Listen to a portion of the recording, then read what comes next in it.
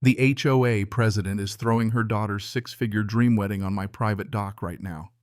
No call, no permission, just pure glittering entitlement.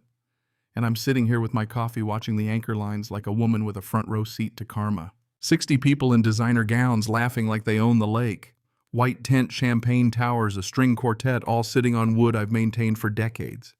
And the funny thing is, that dock they're dancing on, the one she spent 2 years claiming was unsafe. Yeah, that detail matters. If you'd told me a year ago I'd be calmly watching a wedding implode in slow motion, I would have laughed in your face. I moved to Lake Serenity to escape chaos, not become it.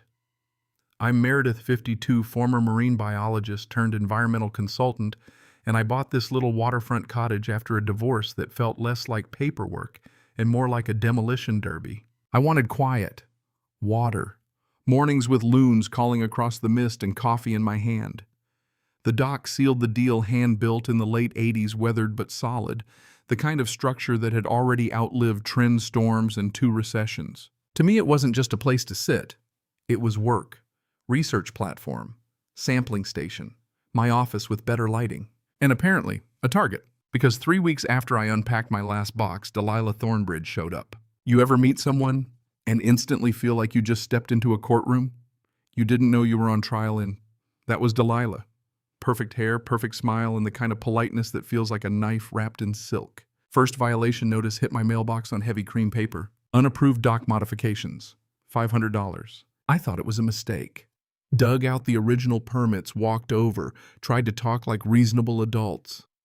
She stood there in heels on that dock, my dock, smiling like she'd already won something I didn't know we were playing for. Second notice came a week later. Algae under the dock. Algae in a lake. That's when the neighbors started talking in quieter voices. The kind of conversations that happen when people don't want windows open. Turns out Delilah had a pattern. Find the waterfront owners. Pressure them. Buy low through shell companies tied to her husband. Flip the land for development. And my property, deep water access. Big lot. The last piece. Once I realized that everything escalated. Inspections timed for when I was out of town. Condemnation tags zip-tied to my railings like warning flags. An approved engineer, her brother-in-law, offering to certify repairs for a price that would make a yacht blush. It stopped being annoying. It became systematic. I hired my own engineer. He laughed. Said the dock exceeded safety standards by a mile. I filed complaints, gathered records, talked to anyone who'd listen. That's when Delilah stopped pretending. Suddenly I had county inspectors showing up at dawn. Complaints about lighting equipment, imaginary violations. Then my consulting clients started getting anonymous calls. Contracts vanished overnight. Income gone. Air sucked right out of the room. You want to know the moment I realized this wasn't just HOA politics? The fake EPA letter, official envelope, government seal, threats of daily fines for operating a hazardous waste facility. I stood there at my kitchen counter feeling my stomach drop through the floor until the scientist part of my brain kicked in. Wrong phone prefix. Bad formatting. Grammar slightly off. It was fake. And whoever sent it had just committed federal mail fraud. That was the first time I smiled during that entire nightmare. Because bullies make mistakes when they think you're already broken. From there, things spiraled fast. My insurance got canceled based on doctored photos. My property taxes tripled overnight for improvements that didn't exist.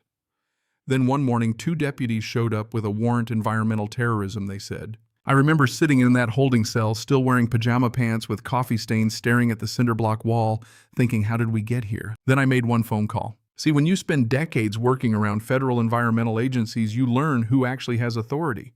And federal agencies don't love when local politics start fabricating crimes. Charges disappeared by dinner. But something changed in me that day. Not anger, clarity. The kind that comes when you stop hoping people will be reasonable and start accepting that they won't. So I did what engineers do. I built a case. Paper trails, ownership records, financial links, patterns, every fine, every inspection, every shell company. If there's one thing systematic people hate, it's documentation more systematic than theirs. And then, by accident, I found the piece that flipped everything. A dusty county record request. Old covenant documents from the 60s. The kind of paperwork nobody reads until they have to. Turns out the entire lake sat under a federal conservation easement. Permanent protection. No commercial development within 200 feet of the water, ever. Which meant all those properties Delilah's people had been quietly acquiring legally undevelopable from day one. and my water testing federally protected environmental monitoring. Every fine she'd filed wasn't just harassment anymore. It was interference with protected conservation work. That realization didn't feel like victory. It felt like oxygen. Because suddenly, for the first time in 2 years, I wasn't the one cornered. Then came the twist that made it almost absurd. Her daughter's wedding. Apparently, while all this chaos was unfolding, Delilah was planning a fairy tale waterfront ceremony, and she needed the best view on the lake. Mine. At first she tried pressure, then money, $50,000 for a one-day dock rental, then $100, cash in a briefcase like we were in a bad crime movie. I said no. That's when the threats slipped out. The real ones. The kind people don't take back once spoken. And that's when I stopped thinking about survival and started thinking about consequences. See that old dock? It wasn't just sturdy, it was smart. Built with removable outer sections, a storm safety design so hurricanes wouldn't rip the whole structure apart. Quick release pins, redundant mechanisms, old engineering with foresight. And under the conservation easement, I had full authority to maintain those historical safety systems, including activating them if the structure was overloaded during unauthorized use. Now imagine sitting with that knowledge while someone who spent 2 years calling your dock unsafe decides to throw an illegal commercial wedding on it. Labor Day weekend arrived with that strange stillness you get before something breaks. Vendors rolled in at dawn like an invasion wrapped in white linen.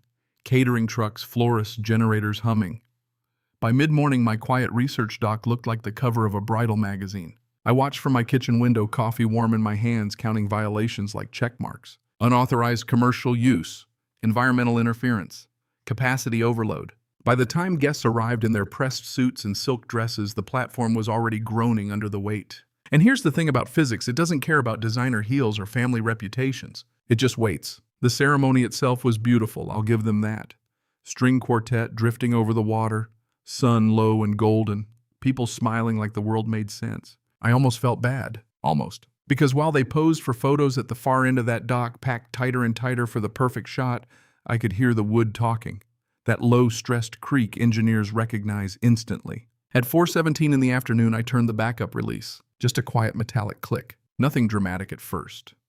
The outer section separated cleanly exactly how it was designed to do during storms and began drifting slow, gentle, inevitable, carrying about 80 people in formal wear into open water. For a few seconds, nobody noticed. Then someone looked back and realized the shoreline wasn't where it should be. You've never heard a room full of wealthy people panic until you've watched them realize they're floating away in tuxedos. The screaming started fast, silk dragging in water, the bride staring down at her soaking dress like reality had glitched. And there I was standing on the main dock with a phone in my hand and federal agents already across the lake documenting everything. I didn't shout, didn't gloat, just explained calmly that unauthorized commercial use of federally protected conservation property had triggered safety protocols. And that now it was a federal matter. Rescue boats arrived. No one got hurt. But the damage, oh, it wasn't physical. It was reputational, legal, permanent. 6 months later, the dust settled. Federal charges stuck. Mail fraud, conspiracy, environmental violations. Delilah went to prison. Her husband's development empire folded under fines and bans. The HOA dissolved and got replaced by a conservation group that actually protected the lake. And me, I'm still here. Same dock, same coffee, same sunrise reflecting off water that feels quieter now, like it remembers what it survived. Funny thing is, the ending wasn't explosive. It was peaceful. Neighbors talking again, kids fishing where survey stakes used to sit. Even the daughter came back once years later, apologizing with a sincerity that caught me off guard. And that's the part nobody expects. Because the real lesson wasn't about revenge, it was about pressure. About how power works until it suddenly doesn't. About how people assume the loudest voice owns the room. Until facts walk in carrying receipts. Sometimes justice isn't a courtroom. Sometimes it's physics paperwork and patience lining up at the exact same moment. And sometimes karma doesn't shout. It just clicks and lets the tide do the rest. So here's what I keep wondering: if you found out someone had spent years trying to crush you, bending rules, twisting systems, counting on you to stay small, and one day you realized you held the switch that could stop it all, would you flip it? Or would you walk away and let them win quietly? I'm curious where you land on that.